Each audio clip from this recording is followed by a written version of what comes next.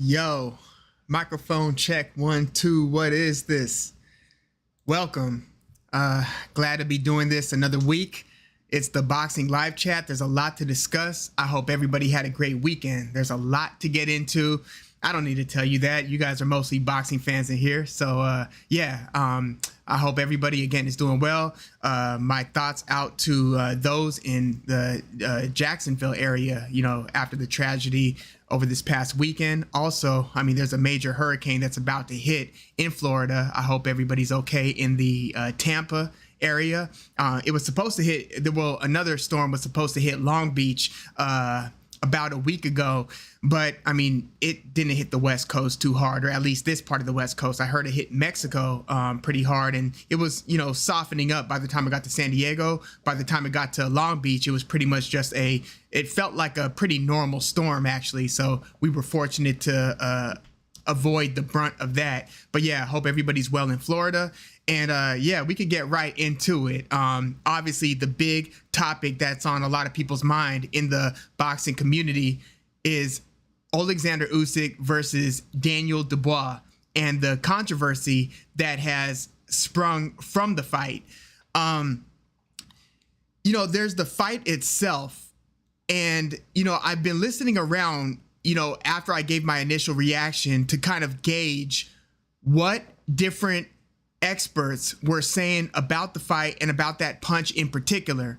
And we're going to dive into that. I want to kind of cover some of the other topics that we're going to get into during this hour, though. And then we're going to get right back to Usyk-DuBois.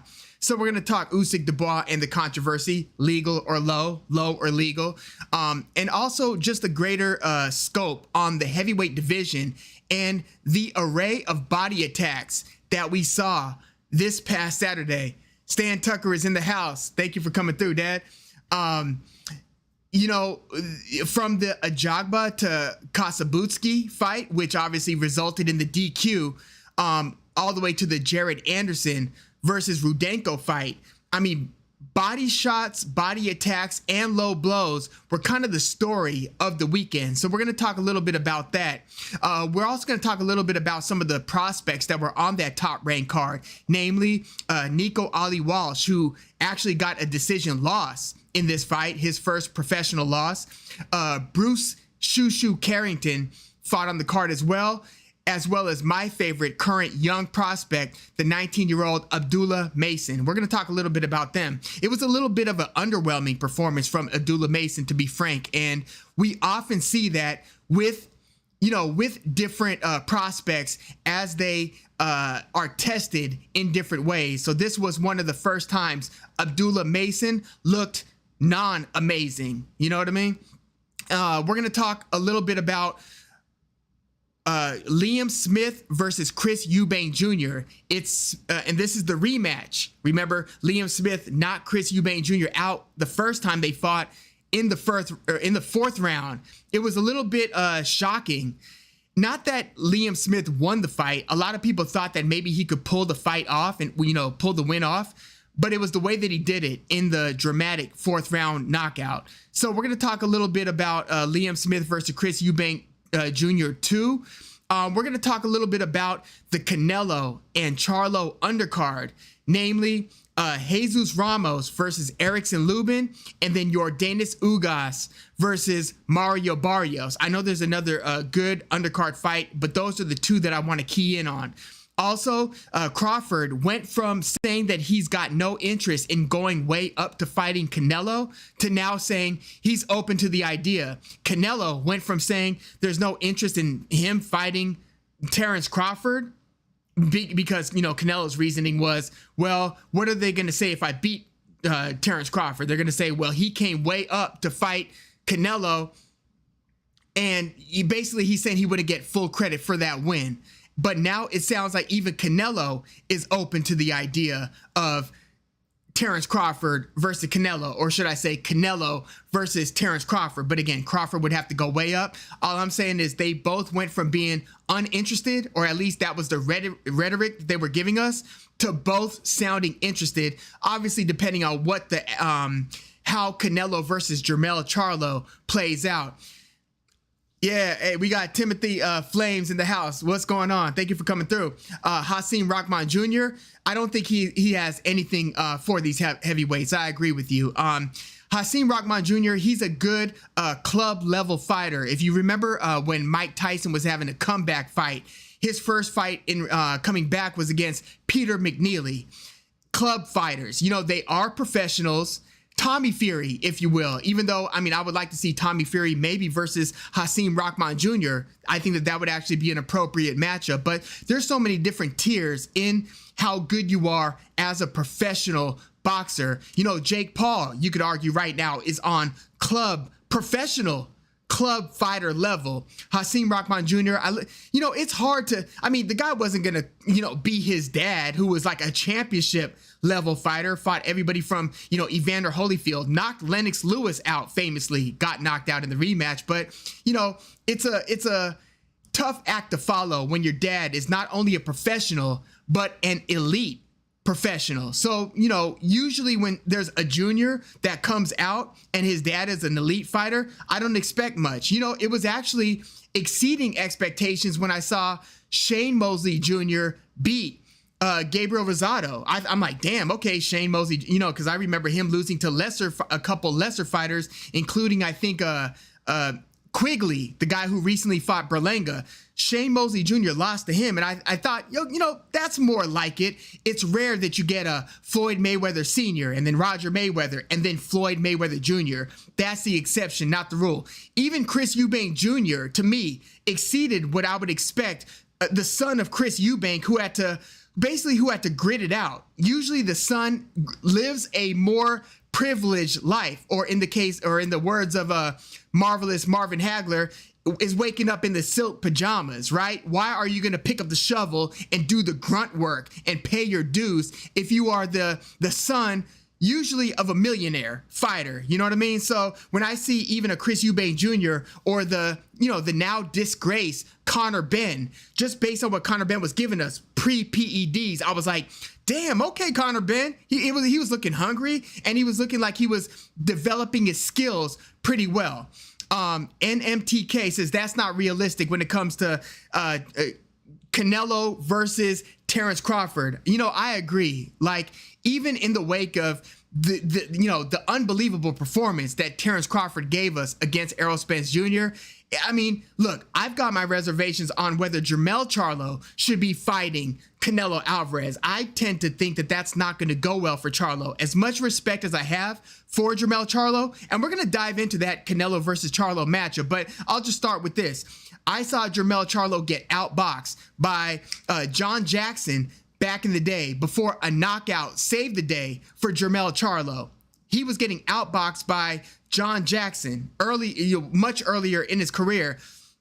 He got outboxed by Tony Harrison not once, but twice. People forget, in that rematch between Jermell Charlo and Tony Harrison was outboxing Jermell Charlo before Jermell Charlo caught Harrison in the late rounds, saved the day again with a knockout. Well, if you struggled boxing Tony Harrison and John Jackson, not to mention the draw against Brian Castano, I mean, damn, I just don't see how round over round. Now, Jermell Charlo is improving and has been improving under the tutelage of Derrick James.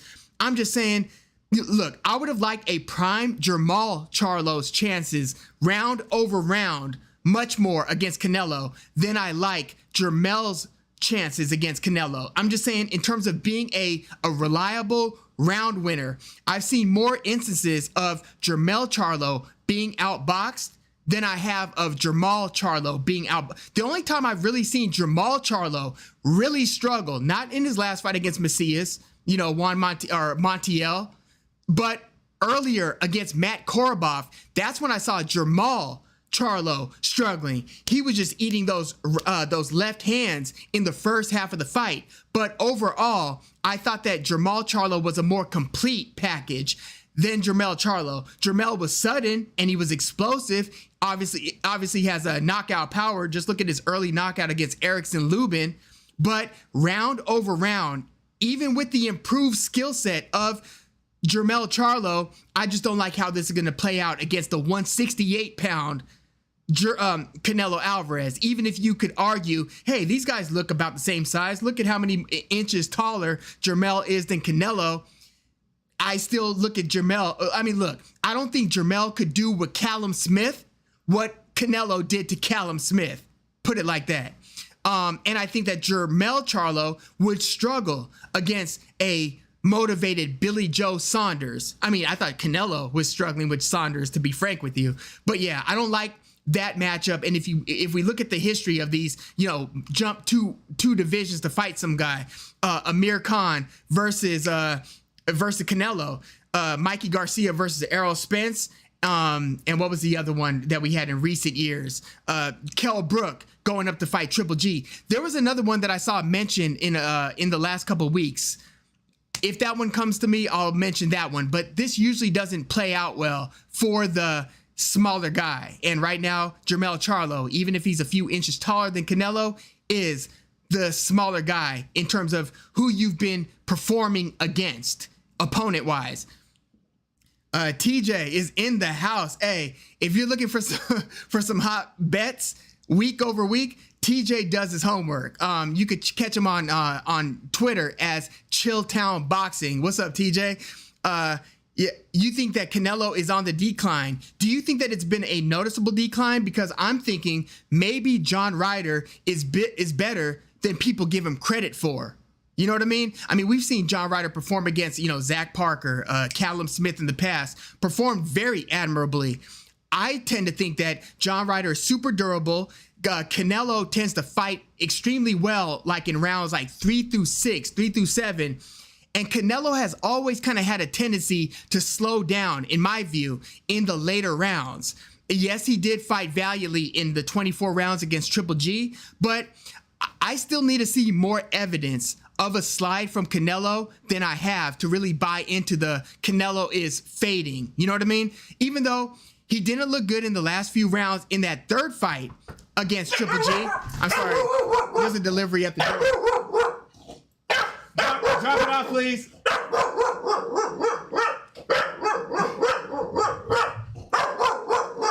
Hold on. Give me 30 seconds. Hi, I'm on the live chat.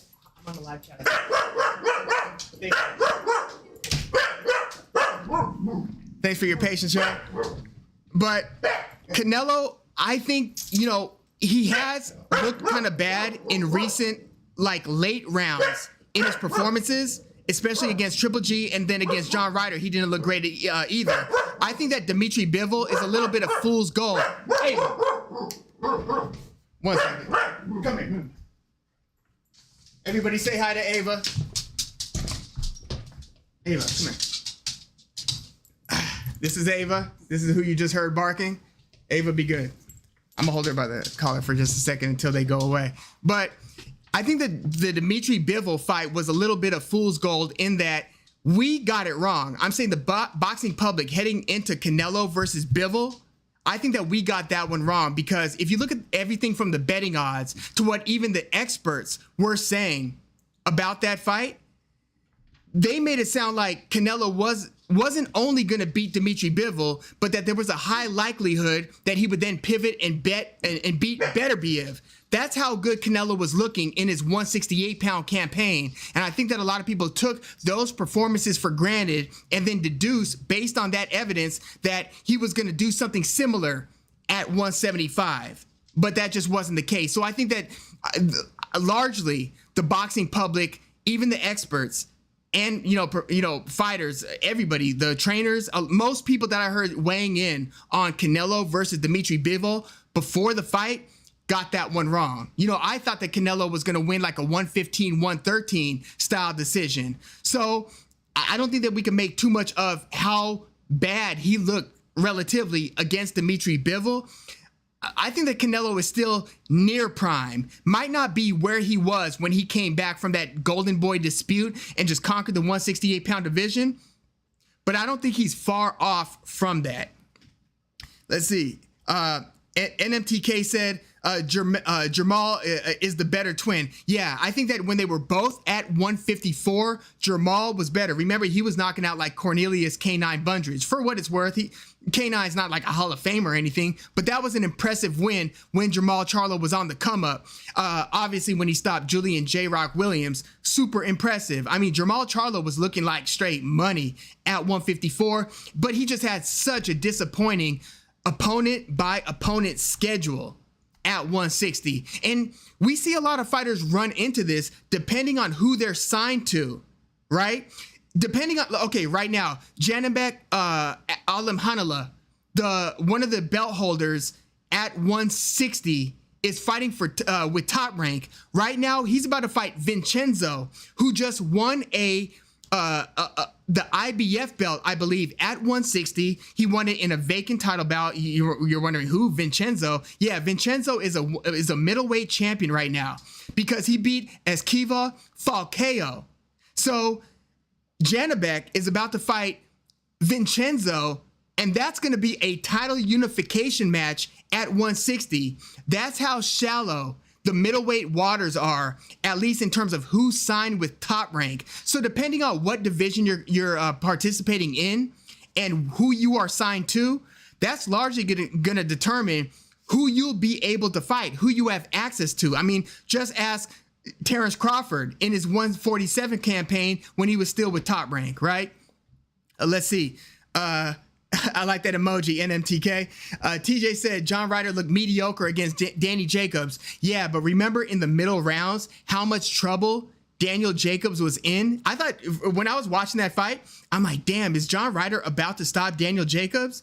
Daniel Jacobs looked as bad in those middle rounds. Yes, he did kind of pick it up in the very late rounds, but in those middle rounds against John Ryder, he reminded me of like Vladimir Klitschko when he was in that phase of his career when he would just like kind of self-destruct, where he would totally melt down suddenly against like Layman Brewster, right?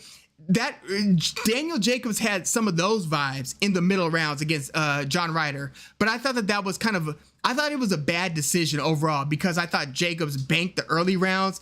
Yes, Ryder took over in the middle rounds, but I thought Jacobs finished kind of strong. So yeah, John Ryder didn't look elite versus Daniel Jacobs, but I don't know. You know, we'll learn. I think we'll learn a lot about Canelo because he's going to be, if nothing else, fighting somebody who's been working on their lateral movement. If you look at, you know, the way that Charlo fought Castaño in the rematch versus in their first fight, it was like night and day in terms of the use of his jab hand. I thought that they did brilliant work on developing his mixing up how he uses his lead hand, because the way that he was like kind of touching Castaño to the belly area, you would see how that would stunt Castaño's attack, and it looks very benign when you see a fighter jab to the body. We saw Floyd do it for like most of his career, but they'll refer to it as a stabbing jab to the belly area. I'd be curious to see if Canelo's going to be fast enough to counter on top of that jab to the belly with the right hand over the top or with that check hook. I'm really curious to see how that plays out and how much it's going to look like Jermell Charlo might be on his bike against Canelo. I'm curious to see that. But TJ said he's got Bivol over Usyk. That's an interesting take. I mean, we know Beterbiev dropped Usyk back in the amateurs, dropped him to the body, which we're going to get back to in terms of Usyk-DuBois. But Bivol over Usyk. Let's see. Usyk 6'3", Bivol is 6 foot even, maybe 6'1", but let's say 6 foot even. And you know, like I saw when I went to the Regis Prograis versus Jose Zepeda fight, I was standing literally about like maybe 10 feet away, 8 feet away from Dmitry Bivol. And Bivol looked every bit of 6'1". So we could go with 6'1". But I just think that Usyk, even at 35, 36 years old, I can't say Bivol over Usyk, man. I mean, just the weight discrepancy. Usyk is a full-fledged heavyweight at this point. I don't think he could make cruiserweight if he tried to, you know? Whereas Bivol, he's always kind of been seen as a smaller light heavyweight. Now at 30 or 30 plus, I don't think he's a small light heavyweight anymore, but I don't think Bivol could get in there and compete and beat the same Derek Chisora that Usyk fought. Now, Derek Chisora today isn't the same Chisora that, knocked Joseph Parker down in the first round a couple years ago. But I don't think Bivol would necessarily beat Derek Chisora. You guys might think I'm crazy for thinking that, but I just think that there is something to be said about somebody weighing a good 30 to 40 pounds more than you. That's a big deal. And if Bivol was to put on an extra 15 to 20 pounds, who's to say that his mobility would be as sound as it is when he makes the light heavyweight limit? TJ said, who you got for the Eubank Smith rematch? So I'm actually going to try to put out a preview early tomorrow morning, if not tomorrow morning, at the latest, early Thursday morning, but I'll just let you know. So I tend to think that Smith will win, but not by stoppage, via decision. I think that I'm going Liam Smith via decision in that one. Eubank is actually changing trainers. He's not going with Roy Jones Jr. in this one. He's going with Bomac, Terrence Crawford's trainer, Brian McIntyre. Bomac's not going to be able to turn Chris Eubank Jr. into Terrence Crawford overnight, And Chris Eubank Jr., he's been trained for Roy Jones for so long that he's picked up Roy Jones Jr.'s bad habits. And Roy Jones Jr. in his prime was athletically gifted enough to get away with a lot of crap, right? Like the guy would drop his lead hand. And I remember watching Roy in the mid to late 90s. It was the most amazing thing I've ever seen in the ring, quite frankly. I don't think I've ever seen anybody as talented in the ring as Roy Jones Jr. Like, pound for pound, that might have been the most mind-blowing experience that Roy Jones part of his career, from the James Toney win to somewhere into his light heavyweight campaign, maybe around the time he fought John Ruiz at heavyweight. But Chris Eubank Jr., I'm assuming Bomac is going to get him to stop dropping his lead hand and allowing himself to get backed up into the ropes, and then to just kind of stand there and let Liam Smith let his hands go while not only on the ropes, but in the corner. That's where Chris Eubank Jr. got caught. It wasn't halfway along the ropes. It was in the corner, which is the last place you want to be against somebody who's resilient and willing to let their hands go. Now, when Eubank was able to keep the fight in the middle of the ring, he was hitting Liam Smith not only with those quick jabs, he would feint, and then get a jab off, pop, right? He would hit Liam Smith, but he was even able to let right hand uppercuts go. And Liam Smith would throw up a high guard. Chris Eubank Jr.'s uppercut would be able to split the guard and kind of stop Liam Smith in his tracks. These things were very momentary because it was almost like Liam Smith was waiting to kind of weather the storm to then back Chris Eubank Jr. up closer to the ropes to where there was less wiggle room. You could either go that way or that way, but you can't back up anymore. So your paths of escape are more limited, right? When you're closer to the ropes. It's even worse in the UFC because it's a cage. You can't lean back on the ropes like Tyson Fury does, where his 6'9" ass could lean back to where he's totally out of the range of play. Chris Eubank Jr. has to keep the fight in the middle of the ring, but the problem is he's never been a super high volume guy. He's kind of a pot shotter. When he does throw combinations, they're sort of episodic, where he'll pick his spots to let more than one or two punches go, but then you'll get a spell of 30 seconds to 45 seconds before he throws another 2 to 3 punches in a combination. That is perfect for Liam Smith's style of fighting because, again,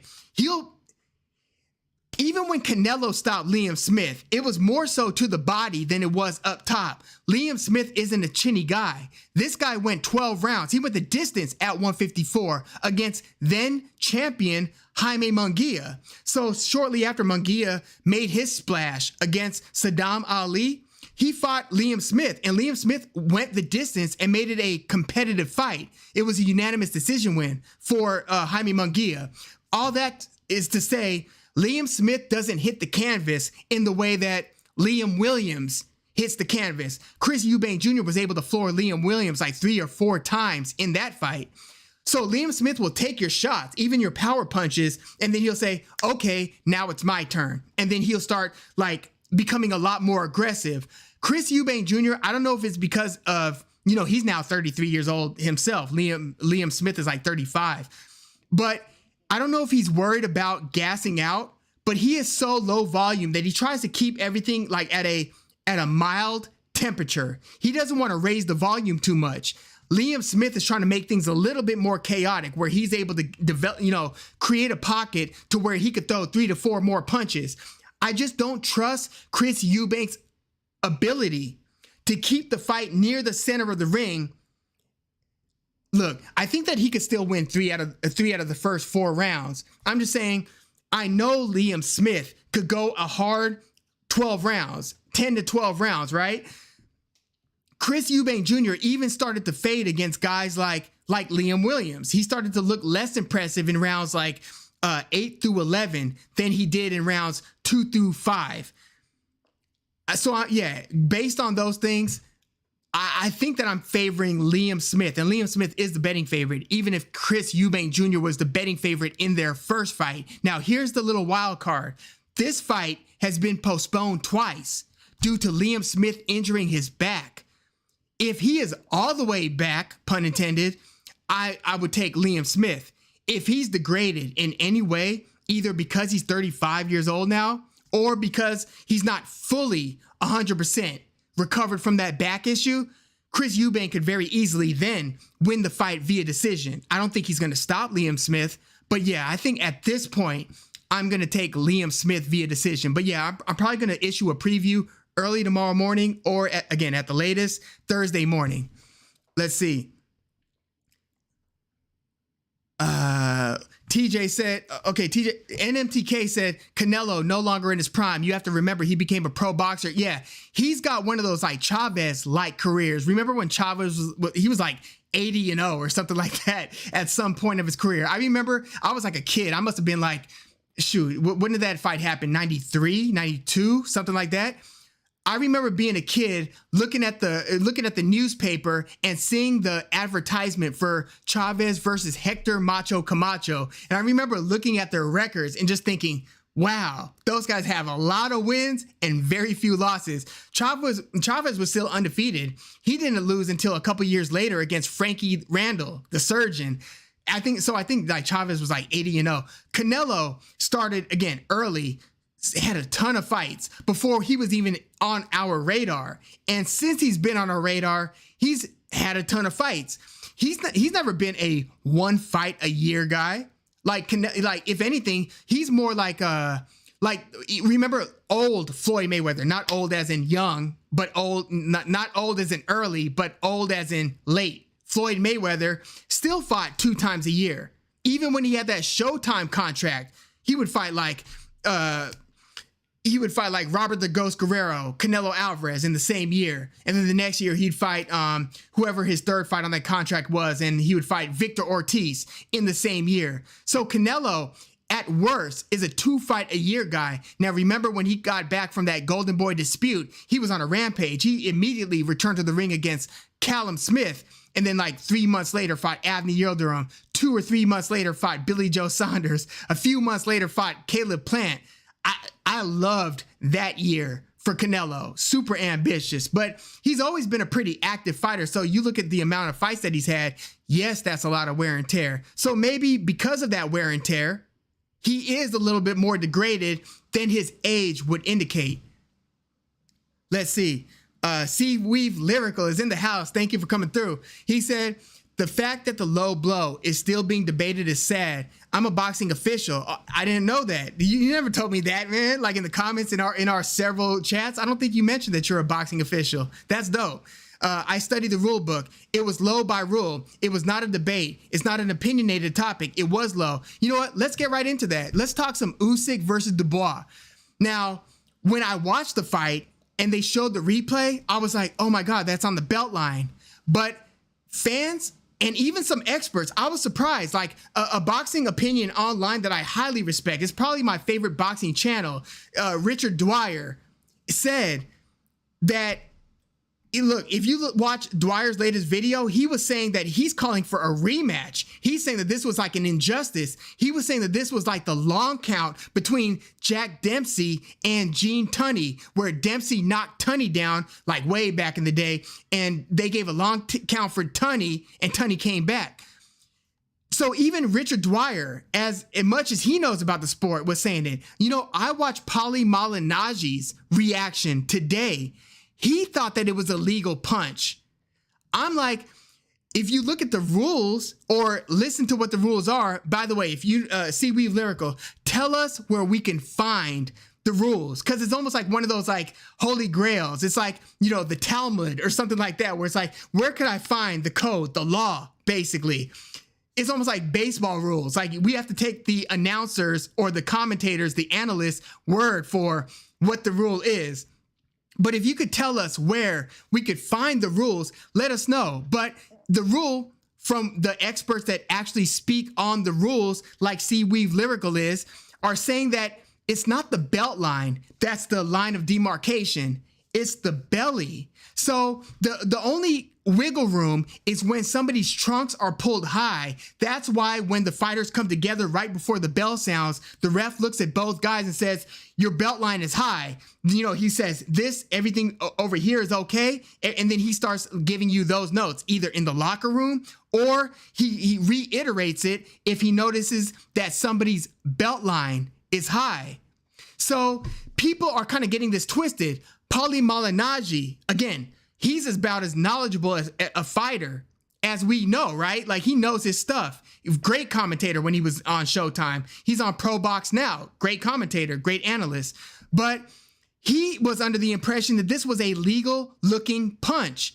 But if the line of demarcation is the belly, not the belt line, that is probably a low blow. If you look at where that right hand kind of cuffed Alexander Usyk, it was in that soft area. People think that because it's not a groin shot, because you didn't get hit in the junk, that it's not a low blow. They're like, oh no, that was above the junk, above the cup.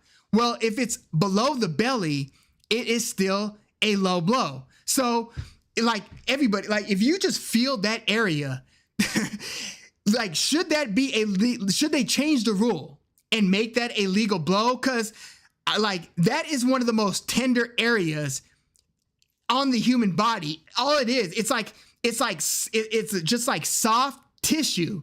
And could you imagine? Because even if you tap yourself there, just like with your fingertips, if you tap yourself in that lower, below the belly, but above the groin area, and then off to the side a little bit, there is nothing fun about getting tapped in that area. Imagine a mammoth of a puncher like Daniel Dubois hitting you in that area. I mean, the fact that Alexander Usyk sank like a ton of bricks. Like, do you think that if the ref started counting that he would have gotten up? I tend to think that he would have mustered up the courage. As prideful of a guy as Usyk is, undefeated, multiple division champion, Olympic gold medalist, I tend to think that if he started seeing the ref in his face like 4, 5, that he would have been like taking everything that he could. He was in Poland, right next door to Ukraine. I think that he would have gotten up if the ref started counting. That's my opinion. But in terms of whether that was a legal or low blow, it seems like the public has been mistaken into thinking that the belt line, because it's on the belt line, that it should be ruled legal. Well, again, if it's below the belly button, even if it's lateral to the side of the belly button, but below it, that sounds like it constitutes a low blow. David Iser's in the house. He's got his rap question for the chat. Soulja Slim was my favorite rapper from New Orleans. Now on to boxing. My favorite New Orleans rapper is probably still Juvenile, 400 Degrees. Even his Soulja Rag's album before 400 Degrees was a great album, in my opinion. I followed No Limit during those No Limit Soulja days and stuff. True, the three brother group, Master P, Silk the Shocker, and C Murder. But I liked it when Juvenile circled back, rest in peace, after Soulja Slim passed, and they did Slow Motion. That was actually my ringtone, my callback tone for a while. So TJ said he likes the trainer switch for Chris Eubank Jr., right? From Roy Jones Jr. to Bomac. I was never hot on Roy Jones Jr. as a trainer. It's almost like imagining Michael Jordan as like a coach. No, you want that backup point guard who had to learn every nook and cranny of the game, every little nuance, every little thing that you had to do to perform well, rather than the guy who could roll out of bed. Not to say Michael Jordan or Roy Jones Jr. didn't work hard, but they had like a baseline of athleticism that in order to even have a boxing conversation with them to where they're providing guidance, it's almost like you have to have nearly A-level natural ability. And if you look at the guys that Roy Jones Jr. has trained, Jean Pascal, Chris Eubank Jr., they have that one-punch explosiveness to where they could kind of be in the cut, patient, then boom, out of nowhere, a super fast lightning punch or two. They both had that very similar skill sets between Pascal and Chris Eubank Jr. But yeah, if somebody was coming up in the game and they were trying to find a trainer that could cater to like all levels and all styles, Roy Jones Jr. wouldn't be the guy that I start with. Let's see. Jay Foreman is in the house. What's going on? Thank you for coming through. Karma Serene in the house. Thank you for coming through. David Eister said the reason I think Charlo is going to lose is because he's a groupie and an apologist towards Canelo. I'm not even a Canelo fan. So I'll say this. I didn't like how differential he was in those press conferences towards Canelo. The amount of respect that he showed for Canelo was a little bit sickening, like, to be honest with you. But I do think that he's a true warrior. And listening to people who know the twins, like Carcino on YouTube, he's Carcino for life. Back in the day, his channel was a boxing channel. Now he talks more hip hop, but he knows that he would hang around the gyms a lot, kind of a boxing insider, if you will. Jermall Charlo is a little bit more, he's a little bit less studious and just single-mindedly focused on the mission, on the craft than Jermall Charlo has been throughout his career. I don't know where Jermall Charlo kind of went wrong in terms of like where he started to fall off. It sounds like it's related to a breakup, mental health issues, stuff like that. But I'll say that when it comes to Jermall Charlo and how he treated the first couple press conferences, I think that his treatment of Canelo and showing Canelo that type of respect probably got a reaction from Canelo that was seemingly respectful. But I think on the inside, Canelo's like, yeah, I'm about to smoke this guy. That was the impression I got, just knowing what kind of a savage Canelo is and how to kind of read Canelo's, how to read his behaviors. Canelo is not a nice guy when it comes to the competition. Jermall Charlo is also super ultra competitive, and I do think that legacy matters to Jermall Charlo in a way that it doesn't necessarily matter to Jermall Charlo. And what the evidence I have of that is Jermall Charlo's interview on the Hot Boxing podcast with Mike Tyson. Just the way that he was talking about the way he wanted to handle his career and the way Mike Tyson's looking at him like, are you serious? You know what I mean? Like I had the impression that Mike Tyson did not respect Jermall Charlo's approach to the game and how he views competition versus the business of it. Because Jermall Charlo started to liken himself to the Floyd Mayweather business model. And then Tyson had to correct him and saying, no, look, Floyd Mayweather paid his dues. He fought killers. He fought savages. He did this and he did that. Like, don't get it twisted. Yes, you want to make your money, but you haven't established your legacy to where then you could model yourself after a Floyd Mayweather. And Tyson was clear about that. Let's see. Karma Serene was mentioning the WBA rules. Oh, thank you. Yeah, please send the WBA rules. I'd be curious to see that. David Eiser said, I like Usyk. I always kind of wonder what would happen if him and Beterbiev got it cracking. Well, they did in the amateurs, and Usyk won the decision, but Beterbiev dropped Usyk to the body. But I think they competed multiple times, if I'm not mistaken. But yeah, as a professional, I would have to take Usyk. Obviously, Beterbiev is damn near like 40 years old right now. I think he's 39. If he's not 38, he's 39. So he's knocking on 40's door right now. In the words of Eminem when he dissed Benzino, I'm almost 30. You're kicking 40's door down. That was Eminem's line. But I would have to take Usyk right now. Yeah, I'd have to see Beterbiev compete against at least cruiserweights for me to believe in his abilities against heavyweights, you know? Jay Foreman said, instant replay needs to be implemented in boxing. Rules aside, it's a hard call to make for a ref in real time. If it's hard with instant replay, imagine, oh yeah, of course, it's nearly impossible. It's like being a baseball umpire, or like, imagine like NBA players. You've got these like giraffe-sized players running around at high speeds. You've got the ball whipping around. You ever seen what a LeBron James pass looks like when it goes across the court? That thing moves like that. And then you've got a whole bunch of like, a back screen, the guy moving this way, the guy screening here, getting his hand in here for a steal. These things are happening so fast, let alone like a football field. Try calling a holding call in real time. These guys are like moving super fast. They're ultra talented, ultra skilled. They've also learned how to kind of hide some of their movements. So, like Kasabutski didn't hide his low blows too well against Ajagba, but like if you watch offensive linemen in the NFL, they're able to kind of disguise their fouls and their holding. Or in the NBA, you can see somebody like very subtly kind of hold somebody's jersey really quickly, and the ref usually doesn't see that stuff. So yeah, in real time, being able to call a low blow versus not a low blow, I think that the ref just saw Usyk's reaction and just said, oh, that's a low blow. But I will say this, a couple things about that fight. I think that the ref was too deferential to Usyk. It seemed like, because that wasn't the only time Usyk kind of like looked away, looked at Dubois like, what are you doing, man? Or looked at the ref like, hey, you gonna call that, ref? Like, there were a few punches that were questionable where Usyk kind of protested with his body language, and the ref automatically agreed with him and went up to Daniel Dubois and started kind of dressing him down. Hey, you stop that. You watch that. All that. He was doing that as early as the third round. I didn't love that. It's almost like the ref was kind of in awe of Usyk and said he had that whatever you say, Usyk energy to him. I kind of sensed that watching the fight. And also, how you gonna have a boxing fight with a wet ring? That's like having like a basketball game with grease on the floor and nobody there to like wipe it up.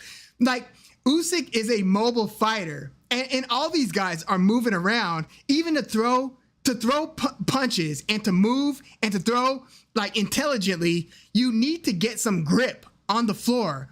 How can you have like a rainstorm going on and have like, you've got the one tarp that's elevated like 12 to 15 feet above the ring? Like, that's the only thing that was protecting the fighters. Basically a tarp above the ring, and you've got fighters slipping. Like, to be honest, I don't like it when fighters have those stickers, those advertising stickers on the ring. I'm like, yo, I know you got to pay your bills and you got to advertise and make money for this fight, but can't we get like a hologram or something to be projected on the ring, to where it's still visible, but it's not like an actual material change that's different from the fabric that constitutes the mattress, the mat itself, the canvas. They're using like this plastisol, the same thing that they use when you get like a graphic printed on a t-shirt. They're using that on the actual canvas that these professional elite athletes are then having to operate on and around. So I don't even like those advertising stickers, let alone rain actually hitting the canvas, to where, I mean, it sounded like a basketball game. You could hear the squeaks of the shoes against the ring. I just thought that was totally amateur hour. You know what I mean? And speaking of amateur hour, did you hear about the lack of medical attention that Anthony Yiggett on that Jared Anderson versus Rudenko undercard? Oh, no. This was actually the Usyk versus Dubois undercard. Anthony Yiggett lost a decision, got his eyes split open, and they only had one ambulance. You're supposed to have two, so you could have one ambulance that takes a fighter that needs to go to the hospital, and still have one ambulance at home near the ring, right? To where whatever's taking place presently can then be addressed with the ambulance, right? Anthony Yiggett had no medical attention, and had to wait hours before his split eye, got addressed. And he even took to social media to air his grievance on the lack of medical attention that he was receiving post-fight. That's amateur hour. That's absolutely disgraceful. And that happened in that stadium, that arena in Poland that housed the Usyk versus Dubois fight. So yeah, that was pretty terrible. Let's see. David Eiser said, man, that purse bid result between Ergashev and Subriel Matias at 140. Subriel Matias is one of the 140 pound belt holders. Is peanuts. And that's sad because it's such a great fight. Yeah, it was like, what, 500,000 or something total? Like to split between the two fighters? And we're talking about a world champion here. That should tell you something about the business of boxing and how little money is in the industry of boxing. If you're not talking about like the highest of high profile fights, yeah, it's slim pickings in terms of who's really getting paid out there. Yeah, that's pretty sad. Commerce Serene said, if it's not the belt line, or it's not the belt line, it's an imaginary line from hip hop, yeah, above the navel. So you're saying it's not even the navel itself? You're saying it's above the navel? Because I thought that it was like the navel. Like if it's below the navel, then it's an illegal blow or a low blow. But you know, again, like Daniel Dubois hurt Usyk not only with that shot, but you could see Usyk being visibly bothered by the other body shots to where it's like, yo, man, it was obviously because Dubois didn't want to empty, like he was scared of getting tired as much as he was scared of getting hurt. But it's like, yo, like you see that you're impacting your opponent. Dude, just throw some more punches, please. And maybe it's because he's such a big dude, like 6'5", like 240-ish pounds. I think he weighed in at like 235 or something like that. But it's like your one chance of winning, unless you hit a home run up top, is to keep on, just beat the piss out of this guy, basically. Like, you just do what Jared Anderson, what the real big baby Jared Anderson did to Rudenko. Keep on throwing to the body, and he would like pick his spots and then throw to the body. But it's like, yo, man, you're gonna have to do more than that. You're gonna have to do more than that. Just throw more punches. And what's up with like Jared Anderson not throwing more with the lead hand, the jab hand? Was he that concerned about the straight lefts that were coming from Usyk? Now, Usyk, to, Daniel Dubois' defense, was pretty much peppering him. And that's a euphemism. I mean, I say pepper him, but it's 220-pound Usyk hitting you with jabs or left hands. Daniel Dubois was pretty much getting hit all fight. So look, I get it. I get it.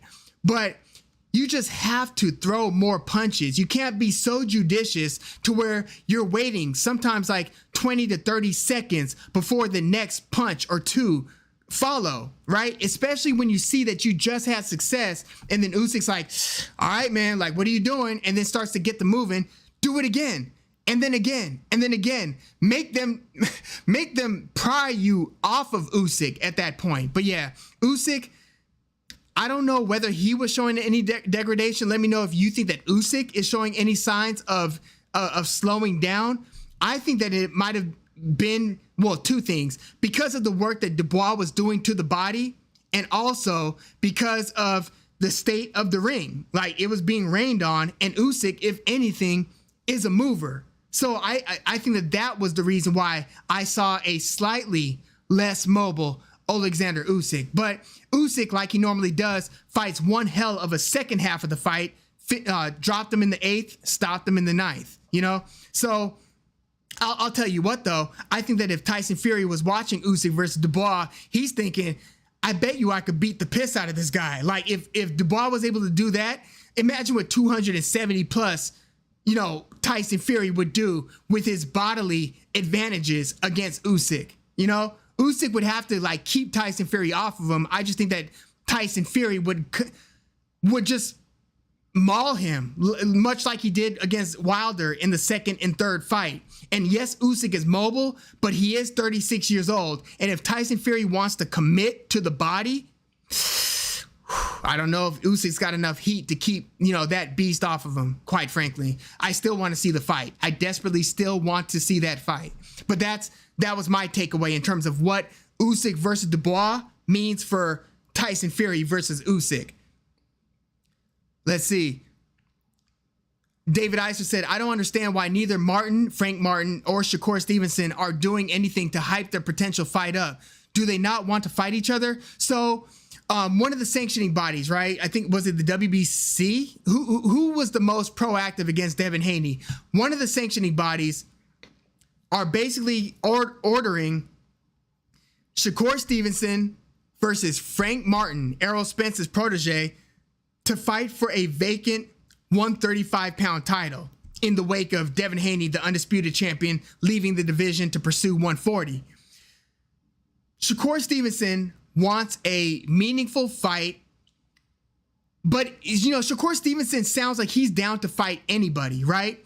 But right now he is showing Devin Haney so much attention to where it got ugly. They talked about each other's mamas yesterday, like on social media, like disrespectfully talking about each other's mamas on social media. Well, I think Shakur was talking about Devin Haney's dad, and then Devin Haney responded talking about Shakur Stevenson's mama.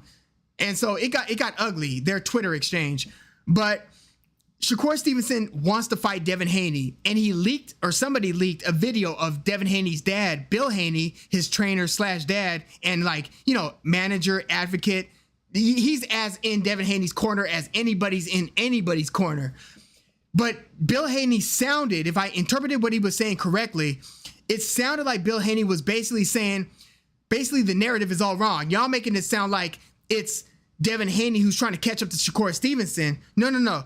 We know that Shakur Stevenson was the blue chipper. He was the Olympian. Devin Haney's the guy who started his career early in Tijuana at 16, 17 years old.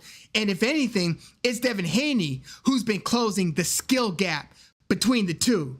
And I get what he was saying, because I remember when Shakur Stevenson was an Olympian turning pro, we knew that he was that he had the goods. It was all about how are they going to matchmake for him to elevate his status, elevate his career. Devin Haney I was less sure about. I remember seeing when he had a YouTube channel and he was talking about, hey, you're watching Devin Haney TV, when he was like a 16-year-old kid. I just saw him on YouTube fighting these club fighters like these 30-year-olds in Tijuana, Mexico. And I'm like, and he was trained by Floyd Mayweather Sr. at the time. I had no idea how good Devin Haney was or wasn't going to be. I was way more certain on Shakur Stevenson. So I think that Bill Haney was basically saying, no, don't get it twisted.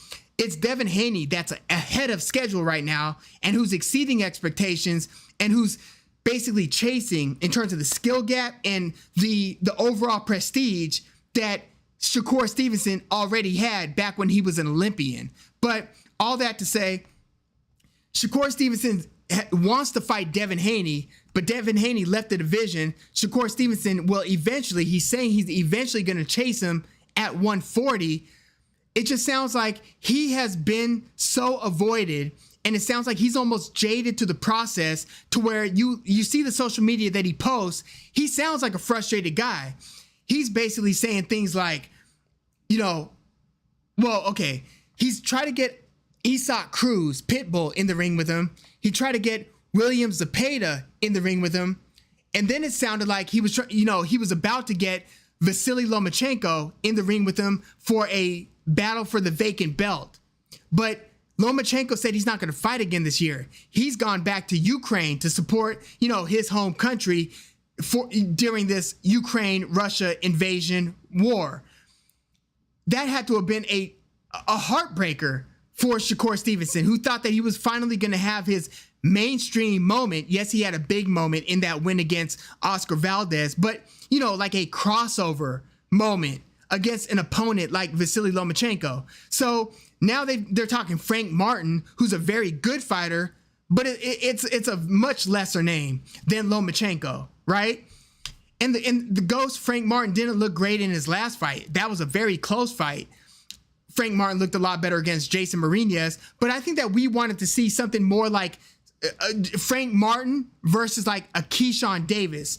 But then again, if you look at the age of Frank Martin, he's not even in his mid or even like, he's not in his early or mid 20s. He's in his late 20s right now. We might think because of his lack of experience that he's a young guy. But no. He's closer to 30 than he is to 20. Shakur Stevenson is a much younger fighter than Frank Martin. So the idea, if we look at Shakur Stevenson versus Frank Martin, is that Frank Martin might not be ready. But at the same time, you're going to be ready when you're 31 and not at 28? You know what I mean? So I don't hate the matchup, but yeah, it doesn't sound like Shakur Stevenson is in love with Stevenson versus Frank Martin. I think it would be a great fight. I think that both fighters are going to kind of get lowballed in terms of what they get paid, because two promoters would have to be involved. You got TGB, who's one of the, PBC promoters. You've got them representing Frank Martin, and Errol Spence representing Frank Martin. And then you've got Top Rank representing Shakur Stevenson. So I think that both guys in that case kind of get lowballed. So even if it's being ordered by a sanctioning body, I wouldn't be totally surprised if that fight doesn't materialize, but we'll see. In terms of the fight itself, I kind of like that fight. Let's see. NMTK said, did you listen to hip hop music? I'll link you to an artist, Soul. I'm familiar with Soul if you're talking about Soul from Anticon with like Apathy. Yeah, if that's the Soul you're talking about, yeah, super lyricist. Yeah, when I used to be in a hip hop crew like 20 years ago. That shows you how that kind of ages me right there. But yeah, I'm like very much into the different underground lyricists, if that's the Soul you're talking about. But I think that Soul is spelled S-O-L. Not 100% on that, but I think it is. David Eiser said, and for the record, I had Frank Martin beating that German dude. I gave him a shot against Shakur Stevenson. I do too. Frank Martin is a very good fighter. Let's see. It seems like Shakur is still unproven to me. That African traffic cop got destroyed by Murataya. Jeremiah Nakathila, who's got a mean right hand, a right hand that Shakur Stevenson respected. The same right hand that knocked out Miguel Burchelt recently, right? It not knocked out cold in the way that Valdez did, but it stopped Miguel Burchelt. Nakathila is a mean puncher. Murataya got him though. Murataya is looking pretty good, but all other good boxers that Shakur fought lost to Navarrete. Yeah, Oscar Valdez did. Joet Gonzalez lost to Navarrete. Didn't Christopher Diaz? Didn't Shakur? I'm not sure if Shakur Stevenson beat Christopher Diaz, but yeah, I got you. I wouldn't be mad at Shakur Stevenson versus Navarrete. I know that they're a division apart right now, but I wouldn't hate that fight. I loved Navarrete's performance against Oscar Valdez, but yeah. I mean, Shakur Stevenson, all these guys still have more proving to do, fight over fight. You could argue Devin Haney's more proven than Shakur Stevenson in that he fought, Lomachenko. Do I need to see Shakur Stevenson versus Kambosos? No, I think we're more or less gonna we feel like we know what we're gonna get out of that one. But yeah, I wouldn't be mad at Shakur Stevenson versus what's the name that we were just talking? The Ghost, Frank Martin. By the way, does Frank Martin know that there was already a ghost in Robert the Ghost Guerrero? I don't know if he knows or cares, but let's see. David Eiser said, I like Shakur too, but if you were to ask me who has fought the better competition, Frank Martin has beaten better fighters like Ali Rivera, who tested positive for PEDs, and the dude that fought a couple months ago. Okay, so there's Jackson Marinez that he beat, and then there's Michelle Rivera. But I don't know, Oscar Valdez, man, Shakur Stevenson beat him. I think Joet Gonzalez, who's about to get another big opportunity. Who's Joet Gonzalez? They just announced that Joet Gonzalez is going to challenge. Who's he challenging at 126? Let me know. They just made this fight. I think. Oh, Luis Alberto Lopez versus Joet Gonzalez. Luis Alberto Lopez is coming off back-to-back wins against Josh Warrington and then splattering Michael Conlon. That's who Joet Gonzalez is about to challenge. That's actually going to be kind of interesting. Joet Gonzalez, in my view, he's a good fighter. He just always takes too long to get started. He took too long to get started against Isaac Dogboe. Obviously, Shakur Stevenson, even in his last fight against a much lesser opponent, took too long to get cooking, and he barely edged that fight. Jay Foreman said that's a silver lining. Now Fury might think that he's got a better chance. He might take the fight now. Yeah, now that Fury has seen Usyk-DuBois, there's a bigger likelihood that Fury finally says, "Okay, I'll fight you, Usyk." I agree with that. Karma Serene said it was a mess. This would actually be the best buildup for a fight. You're talking about the low blow between Usyk and Dubois and the controversy that ensued. Brandon Jackson is in the house. Salute. Thank you for coming through. David Iser said, I like William Zepeda. I just think De La Hoya is going to protect him like he does Jaime Munguia. So William Zepeda, super high volume, hard punching, high volume. It's one thing to throw a ton of punches, but if you're throwing a ton of hard punches, that's a handful. Yeah, William Zepeda is actually going to have a reputable opponent. Mercito Hesta is Zepeda's next opponent. And the reason that they're pairing Zepeda up against Hesta is because Hesta, the Filipino fighter, just upset Joseph Jojo Diaz. So I expect William Zepeda to break Hesta off. I think Hesta's now in his mid-30s. I don't think that's going to bode well for him against William Zepeda. But yeah, I like Zepeda. I would like to see Zepeda fight like Isak Cruz, quite frankly. NMTK said, yeah, that's him, Soul. I got his new record. I didn't know Soul was still making music, but yeah, Anticon, along with Apathy. Yeah, I used to know this dude, what was his name? Copyright. I used to see Copyright all the time when he used to perform in LA. Another super lyricist. Fernando Antiveros, thank you for coming through. He said, I don't think Navarrete could beat Shakur. I don't either, but I would still like to see it just to see how Shakur handles that type of very unorthodox pressure. I wouldn't mind seeing Navarrete versus Tank Davis. I think Navarrete would have some moments, but I think Tank would eventually knock him out similarly to the way that he knocked out Leo Santa Cruz, just because of Navarrete's style. But again, I would have to see it. I got to see it. Navarrete, aside from his fight against Liam Wilson, has a pretty good chin. But again, having a good chin is one thing. Fighting Gervonta Tank Davis, totally other thing, So even guys with good chins are going to get stopped by Tank Davis.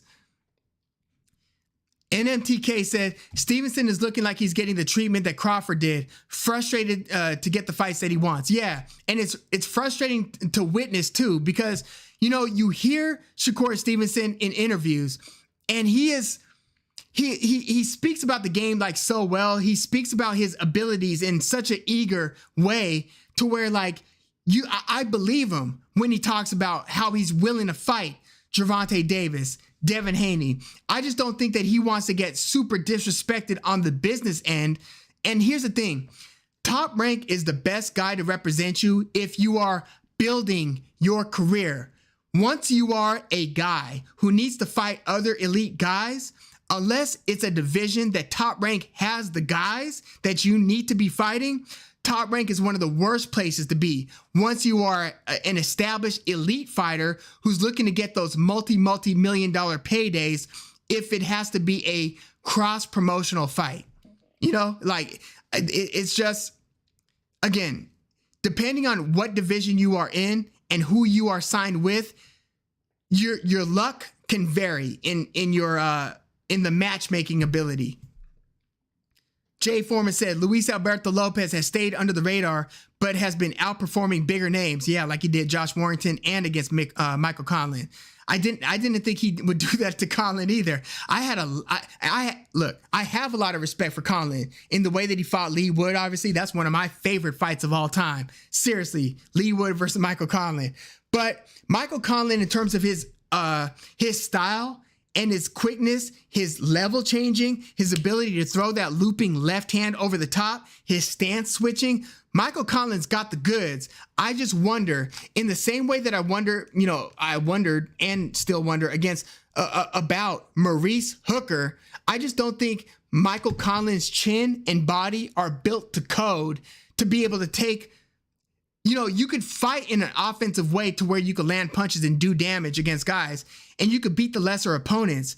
But when it comes to fighting those absolute savages that you know are durable, I just don't know if Michael Conlan's chin and body are built to code to withstand those types of more grueling fights, especially after now that he's fought that 12-round knockout loss against Lee Wood, and then this devastating fight against Luis Alberto Lopez. I just don't know what type of durability we can expect from Michael Conlan going forward. But yeah, in terms of Luis Alberto Lopez, I didn't expect much from him going into the fight against Warrington.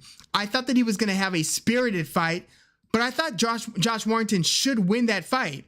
You know, Luis Alberto Lopez, before he beat Warrington, he was the guy who stopped the hype train of what's his name, a top-ranked fighter, young guy, Gabe Flores. You know, that really young-looking dude who got beat by Luis Alberto Lopez, and then he got beat again after that. And then you had like Timothy Bradley and Andre Ward wondering if this guy could even keep on pursuing a fight career after those losses.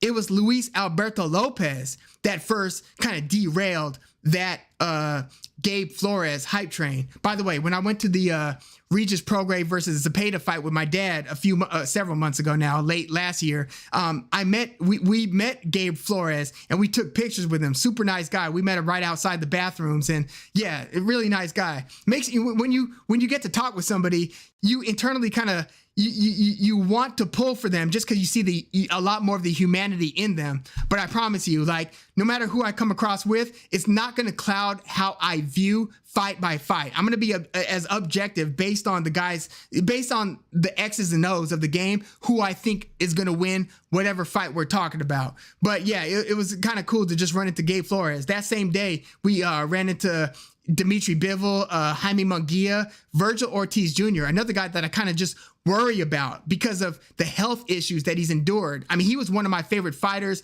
like back when he was beating, who was the guy who should have gotten the decision against Danny Garcia?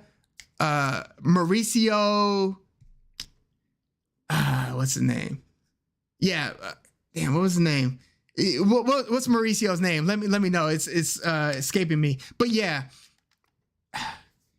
ever since Virgil Ortiz Jr. stopped the Mauricio whose last name isn't coming to me, I've been like, keep your eye on that guy. And the fact that he's been, Herrera, thank you, Jay Foreman.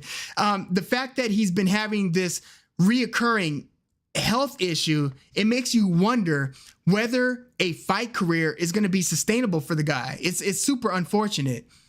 And he hasn't had his big paydays yet, which makes it doubly unfortunate.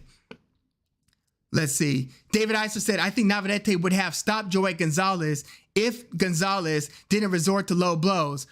Yeah, there were some low blows. And, you know, that was like the first fight that I saw Navarrete really taking a lot of punches. Now, what he was dishing out was a lot more than what he was receiving in return. But, you know, that was the first fight that made me wonder whether Navarrete's style would age well or grow well as he goes up in weight. And obviously, when he fought Liam Wilson, that really had me wondering how it would go. Like, I didn't think he was going to be able to take those punches against Oscar Valdez, but he exceeded expectations, definitely. So before we wrap it up, I want to talk a little bit about some other news that broke in the boxing world. So, Hamza Shiraz, he fought again last weekend. He's another prospect that you guys need to look out for. I'm sure a lot of you guys are aware. Hamza Shiraz, Opataya versus Thompson was just made. Opataya is the guy who just upset Maris Briedis last year, hasn't fought since. Tim Tszyu versus Brian Mendoza. I really like that fight. Tim Tszyu, that will be like his third fight this year. And if you look at the guys that he's fought, Tony Harrison, Carlos Ocampo, and now Brian Mendoza, who's fought, went the distance against Jesus Ramos and who just knocked out Sebastian Fundora. Tim Tszyu's been an absolute animal in terms of his fight by fight opponent selection. Nothing but respect for that guy. I had no idea when he was beating the brakes off Jeff Horn back in his hometown of Australia a few years ago. I had no idea Tim Tszyu was going to be this good and this hungry. I really wanted to see Jermell Charlo versus Tim Tszyu to see how that would play out. But yeah, I just hope that, I have mixed feelings on Jermell Charlo being stripped of his belts. I mean, he was about to fight Tim Tszyu, but then he broke his hand and now he's fighting Canelo. I just don't like the inconsistency across sanctioning bodies and how they treat the mandatories. You know what I mean? And them stripping Jermell Charlo rather than letting him fight Canelo, and then having that WBO. I mean, he's got all the belts, but letting the WBO consolidate on the lesser champion that is Tim Tszyu and Jermell Charlo. I just really want to see Jermell versus Tim Tszyu. Let's see. Alicia Baumgartner, Robert Helenius, both tested positive. That was just horrific news. Like, Robert Helenius, I mean, he's damn near 40, but Baumgartner, she was just launching. She's, over the past year, has become like a big name, a rising star in the game. And this is just such a reputation killer.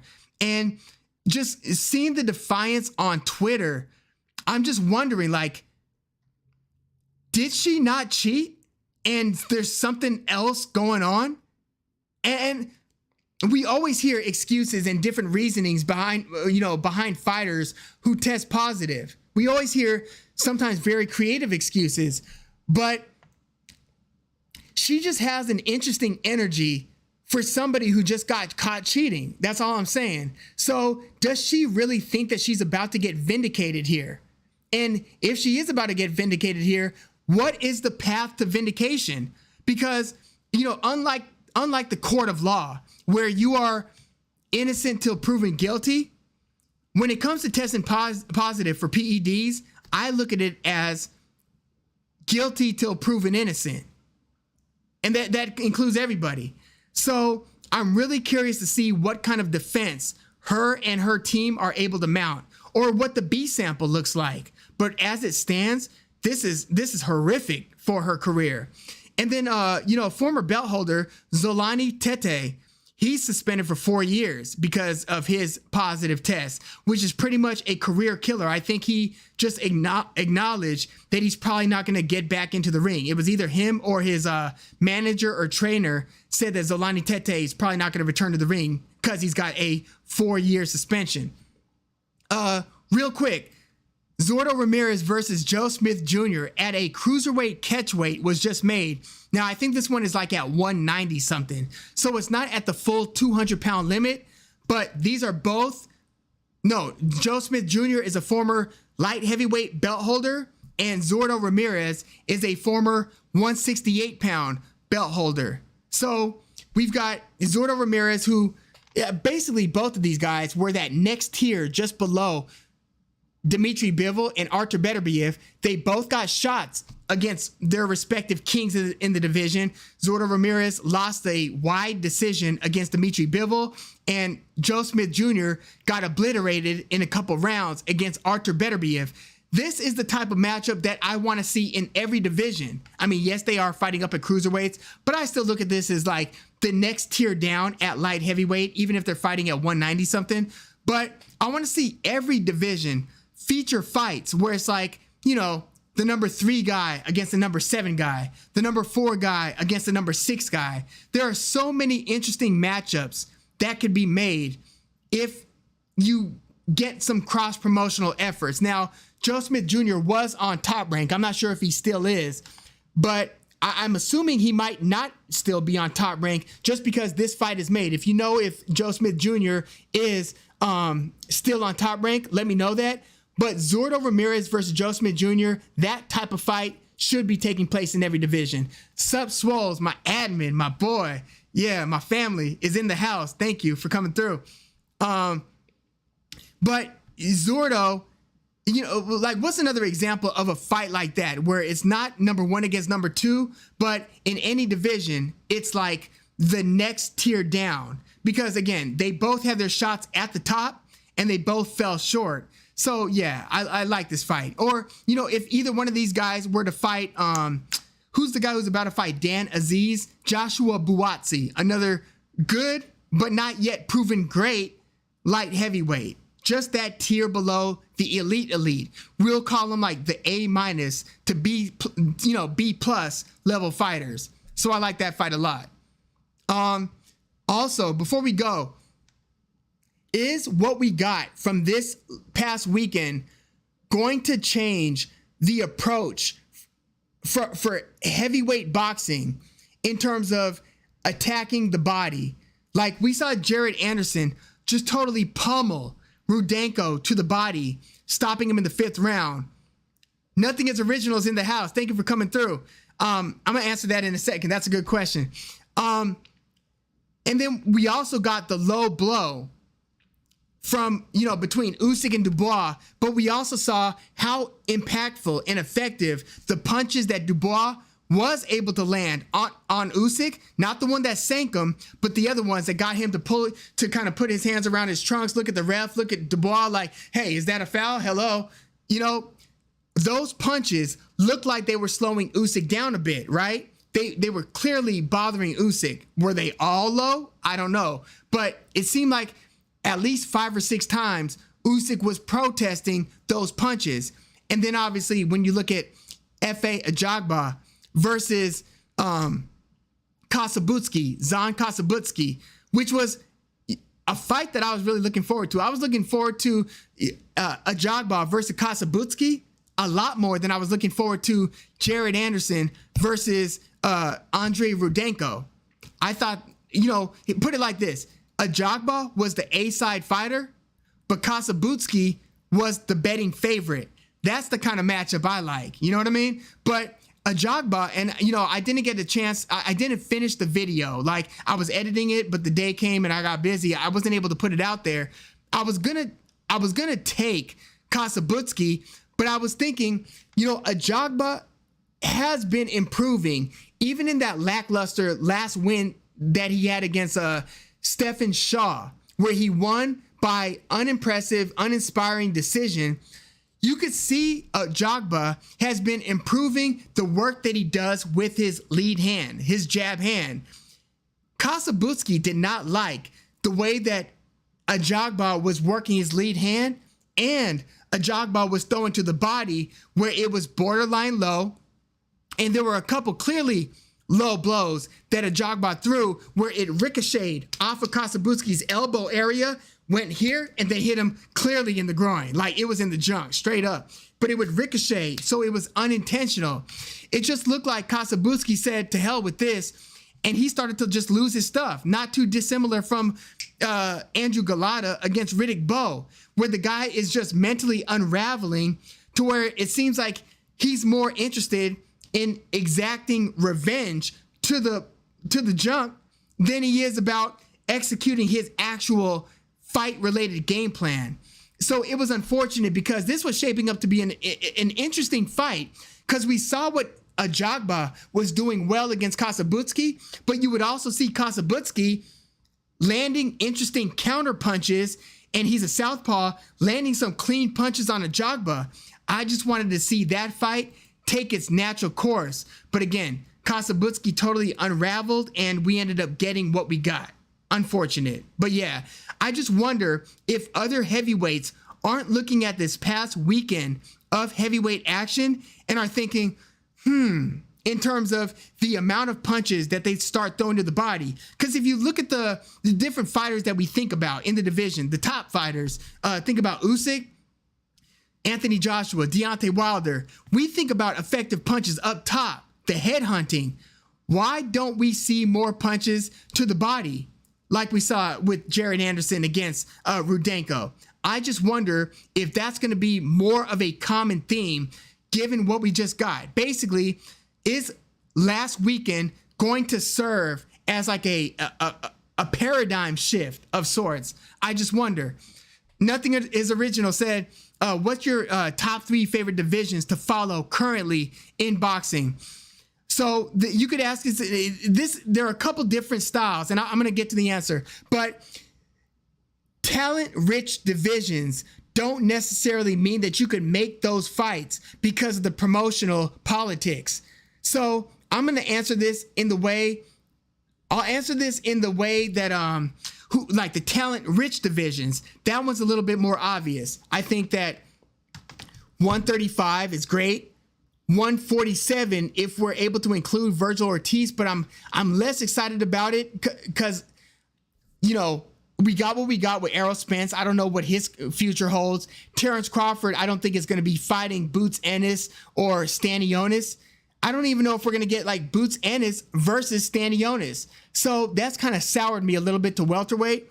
But 126, I like a lot. I would like it a lot more if Navarrete was still at 126. But I like 126. I like 135. I like 168 if we could get those guys together. And I'm talking about everybody from David Morrell, David Benavidez, Caleb Plant, Canelo Alvarez. Canelo Alvarez versus David Benavidez has to happen. Has to happen, right? But yeah, 168, if we're able to get those things together. 140 totally. Regis Prograis, Josh Taylor, it sounds like Josh Taylor might go to 147, which I don't love. I think that his legs are kind of shot a little bit. If you look at how we fought back in the day against like Ivan Baranchyk, Victor Postal, Ryan Martin, Regis Prograis, totally different Josh Taylor than the one that we got against Teofimo Lopez. But 140, you got Teofimo Lopez, Regis Prograis, maybe Josh Taylor, I don't know, Subriel Matias, Ryan Garcia. Like, there's a lot of potential at 140. So that's one of my favorite divisions as well. Let's see. David Eiser said his top three are 130, 140, and 154. So tell me who the new 154 guys that you like are. Is it Hamza Shiraz? Is that one of the guys? Let me know who you like at 154 right now. Did Hamza Shiraz already go up to 160? I think he might have. By the way, what do you guys think about the heavyweight Jalalov? Are you guys buying into him? But yeah, we're going to wrap it up in a sec. I just want to thank everybody for coming through. Upheaval 963 is in the house. Salute. Thank you for coming through. David Eister. And if you haven't hit the like, please do. I always forget to ask. Sometimes MAW will say, hey, hit the like. He does it in Boxing Waves live chats as well. But yeah, thank you, David Eister. Upheaval 963, Karma Serene, Nothing is Original, Jay Foreman, Sub Swoles, NMTK, thank you for coming through. Brandon Jackson, thank you for coming through. Caesar, thank you for coming through. Caesar had mentioned Canelo is very respectful too. Yeah, he was, and he is, generally. Usually it's one of those give respect, get respect with Canelo. Yeah, Jay Foreman. TJ came through again. Chilltown Boxing is TJ's name on Twitter. He often shares his betting parlays, and just based on what I've seen, and he puts them out there, he has a lot of success in a lot of those parlays. Seaweave Lyrical, thank you again for coming through. Timothy Flames, Stan Tucker, aka Dad, thank you for coming through. Yeah, I always enjoy talking boxing with y'all. Again, I'm gonna be releasing a video, if not tomorrow morning, early the following morning for Liam Smith versus Chris Eubank Jr. 2, the rematch. David Eiser said at 154 he likes Jesus Ramos and Zoo. Yeah, okay. Boots and Crawford are eventually going to 154 as well. Yeah. So yeah, 154 is heating up. But yeah, I feel like there was also like another class of 154 guys. What's his name? Elijah Garcia is at 160, and I think Elijah Garcia is the guy who's fighting Resendez as the fourth fight on the Canelo versus Charlo undercard. So yeah, 160's got a couple guys too. I actually like Felix Cash at 160. He stopped Denzel Bentley, the same Denzel Bentley that went the distance against Janabek. Felix Cash stopped him. So there's him, there's Elijah Garcia. But yeah, at 154, I feel like there's another couple of guys that we might be missing. Charles Conwell. Is that another? Is he on PBC? Charles Conwell. He's another good up and coming 154 guy. Oh, by the way, at 168, I didn't mention Diego Pacheco. That's one of the prospects that I'm taking the closest look at. Diego Pacheco is looking pretty vicious. You know, Abdullah Mason, I like talking about that prospect a lot. He fought on that top ranked undercard on the Big Baby versus Rudenko undercard. That was the first time I've seen Abdullah Mason look less than spectacular. And you often see that with these prospects coming up. They always run into like a couple fights where it's like, I don't know about this guy as much as I thought I knew about him before. But yeah, Abdullah Mason, to me, he's got blinding hand speed, but time will tell if he's the real deal. 19 years old. But yeah, thank you guys once again for coming through. Please like the video if you haven't. Subscribe to the channel if you are into the fight talk. And also, if there's any, media or anything that you guys drop, please advertise it to each other in the comments. I know, like, for instance, Karma Serene's got some good stuff on YouTube, some good stuff on Twitter. TJ, again, he's very active on Twitter, and I pay attention to a lot of his content. So yeah, if there's anything that you want to shout out, please drop it in the comments as well. And if not in this chat comment, you could drop it in the other comments, and then other heads, they'll be able to pick up on it. Yeah, so thank you guys once again for tuning in. I'm Woog. Peace.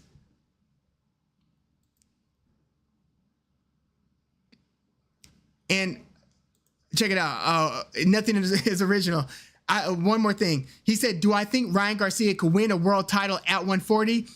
Yes, I do. And if he ends up fighting Raleigh Romero, I expect him to win a title at 140. So it's one thing to win a belt in a division, because I think that a lot of guys who aren't elite can win belts in different divisions. But like, can he become a unified champion? Can he win a belt and hold on to it? But even then, holding on to a belt, it can work out. If you win a belt with a sanctioning body that's kind of in bed with a promoter in that division, to where they could just keep on giving you the next mandatory, like when Gary Russell Jr. had the WBC belt for like a few years. Yes, he did defend it against a couple pretty good guys. Kiko Martinez, who just retired. You want to talk about somebody who's fought everybody. Look at Kiko Martinez's track record. I really salute that guy. He did turn out to be, he turned into kind of a win some, lose some guy. But I mean, I remember when he upset Kid Galahad, splattered the canvas, with Kid Galahad, unexpectedly to win a belt there. Kiko Martinez, he's been a title holder. I don't see him as being totally elite. So yeah, we've got champions that are non-elite. Not to say Gary Russell Jr. wasn't elite, but he didn't have to prove fight over fight that he was elite. He was able to kind of hold on to his WBC belt and fight like, King Tug Niambiar, Kiko Martinez, Jojo Diaz, when Jojo Diaz was undefeated, to his credit. But Jermall Charlo, the way that he held on to the WBC belt, fighting, much less than elite competition there. So yes, I think Ryan Garcia could win a belt at 140, but can he be like a true champion? Can he be like a Ring Magazine ranked top 2 guy at 140? I'm not so sure about that. Not so sure. So that's like 2 different questions, right? But yeah, I'm really out this time. Thank you guys once again for tuning in. Talk with you guys soon. Peace.